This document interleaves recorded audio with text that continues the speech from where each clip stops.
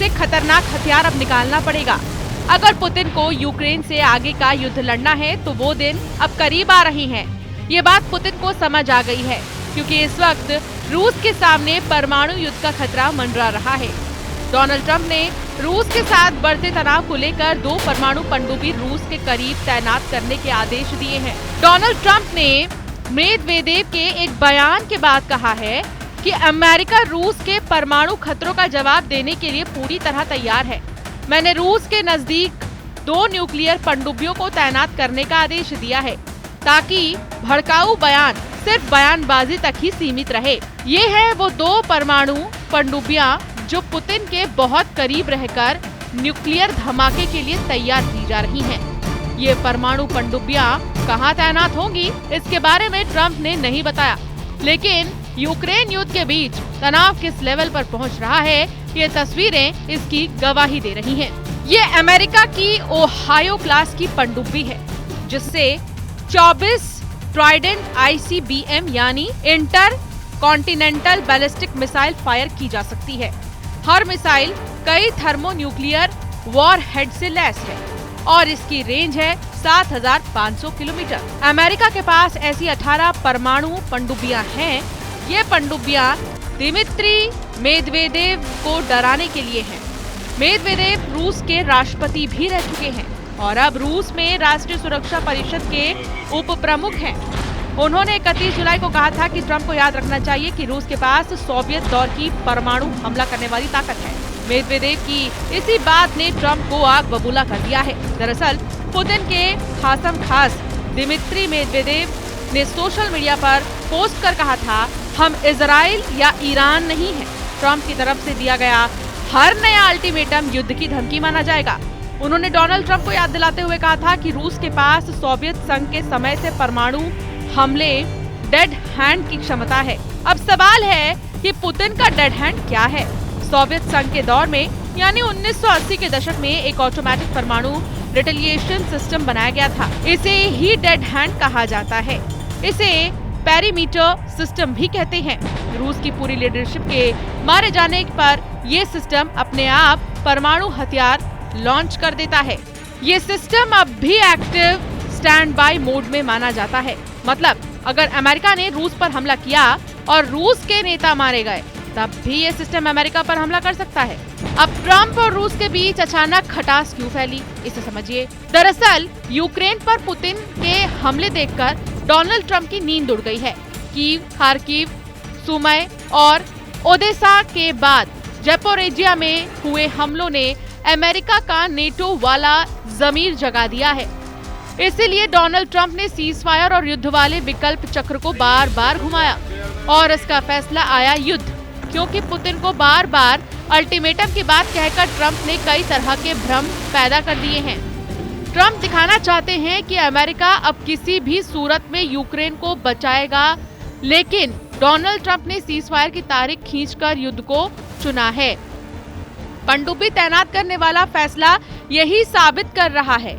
Donald Trump पहले ही साफ कर चुके हैं कि अब यूक्रेन को और हथियार भेजे जाएंगे, जबकि कुछ दिन पहले ही अमेरिका ने यूक्रेन को अहम हथियारों की सप्लाई रोक दी थी। लेकिन जून के बाद जुलाई में रूस के ताबड़तोड़ हमलों ने बता दिया कि पुतिन ना ट्रंप की सुनेंगे, ना ही ज़ेलेंस्की पर रहम करेंगे। इसीलिए यूक्रेन अब रोजाना ड्रोन और मिसाइल के हमलों से दहल रहा है। पुतिन के हमले और तेज हो चुके हैं, लिहाजा ट्रंप को फाइनल कॉल लेनी पड़ी। ट्रंप ने कहा है कि अमेरिका यूक्रेन को और हथियार भेजेगा। यूक्रेन को अपनी हिफाजत करने का पूरा हक है। पूरी तरह बिखर चुके यूक्रेन के बाद पुतिन का एजेंडा क्या ट्रंप के हिसाब से चल रहा है? यूक्रेन में लगी आग बता रही है कि पुतिन अब आगे क्या करने वाले हैं। ओदेसा से लेकर खार्किव और सुमय से लेकर कैपिटल कीव, हर शहर को जलाकर रूस ने अपना नया टारगेट सेट कर लिया है।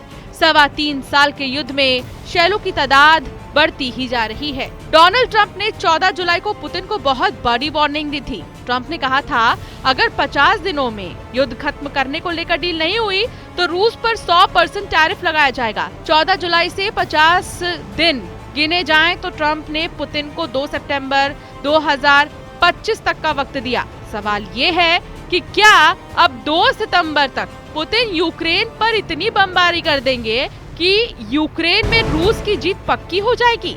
हालांकि बाद में ट्रंप ने पुतिन को 10 से 12 दिन का अल्टीमेटम भी दे दिया। ट्रंप की धमकियों के बीच पुतिन का इरादा साफ है। उन्होंने यूक्रेन से आगे के युद्ध के लिए अपनी ताकत दिखानी शुरू कर दी है। पुतिन ने 4 समंदरों में अपने सबसे खतरनाक जंगी जहाज रवाना करके बताया है कि वो इस युद्ध को किस पैमाने पर ले जा सकते हैं। ये है पुतिन का जुलाई स्टॉर्म, यानी जुलाई का तूफान, जो अगस्त में अपना असर दिखा रहा है।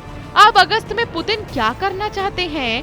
पुतिन का इरादा क्या है? पुतिन का एजेंडा क्या है? पुतिन के इस तबाही मचाने वाले ऑपरेशन के बारे में और जानने के लिए इसकी ताकत को समझ लीजिए। 150 जंगी जहाज, जिसमें बहुत ही खतरनाक डिस्ट्रॉयर, मिसाइल बोट और कॉर्वेट शामिल है। 15,000 सैनिक जो पुतिन के ऑर्डर पर पूरे नेटो को तहस नहस करने का इरादा रखते हैं। और वॉर जोन एक नहीं बल्कि 4 इलाकों में जंग एक साथ लड़ने का चैलेंज दे रहे हैं पुतिन। यूक्रेन में पुतिन की ड्रोन और मिसाइल ब्रिगेड लगातार हमले कर रही है। जुलाई के महीने में शायद ही ऐसा कोई दिन गुजरा है जब ज़ेलेंस्की का कोई शहर बड़े हमले से ना दहला हो। पुतिन की फोर्स ने ऐसे हमले किए जिसका दर्द ज़ेलेंस्की पूरे यूरोप से बांटना चाहते हैं।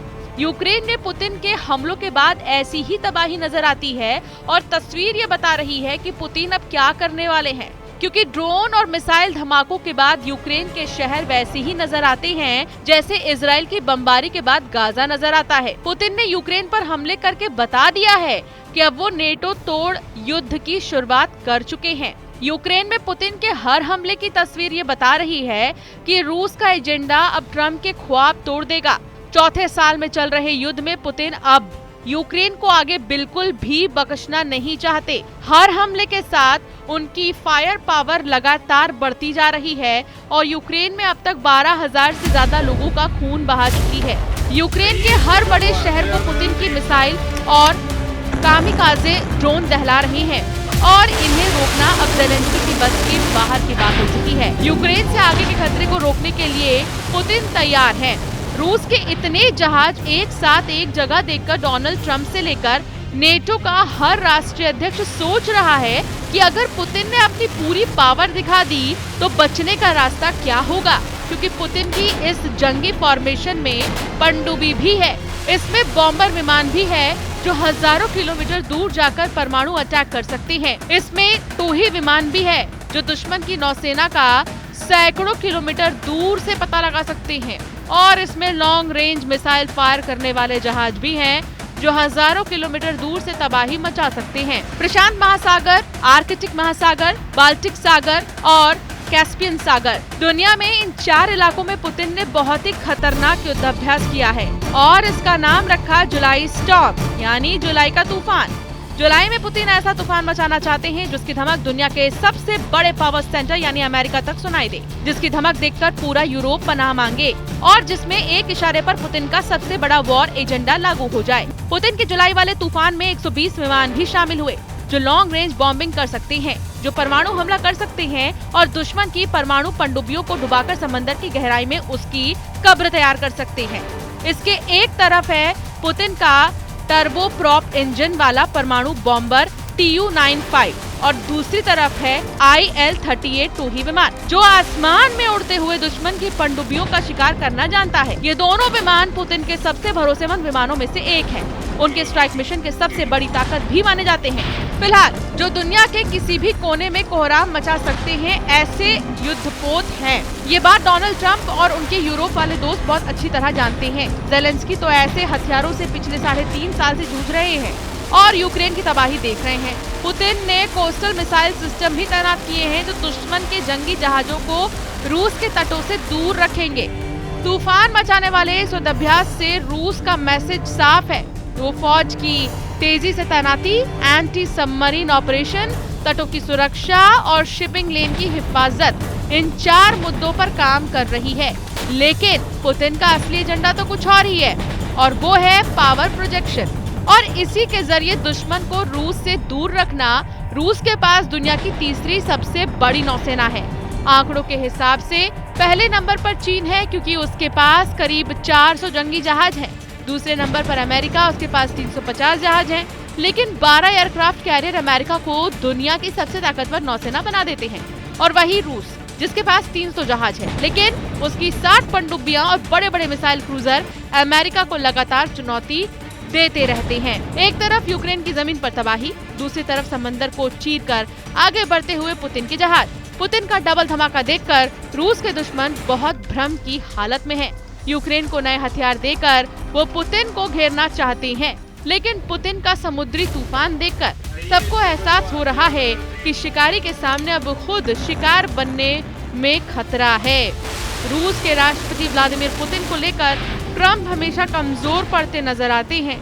वो दिमित्री मेदवेदेव को लेकर चाहे कितने भी आक्रामक क्यों ना हो, लेकिन यूक्रेन को लेकर वो पुतिन पर सीधे हमले से बचते रहे हैं। उन्होंने कुछ दिन पहले कहा था, मेरी पुतिन के साथ फोन पर अच्छी बातचीत होती है, लेकिन इसके कुछ घंटों बाद ही रूस ने यूक्रेन पर हमले शुरू कर दिए। ट्रंप ने कहा था कि वो इससे निराश हैं। फिर भी पुतिन ऐसे इंसान हैं जिसके साथ वो अच्छा तालमेल बना सकता है। सवाल ये है कि तालमेल के बाद ऐसा क्या हुआ कि अब परमाणु पनडुब्बी तैनात करने की नौबत आ गई। Bureau report, news 18।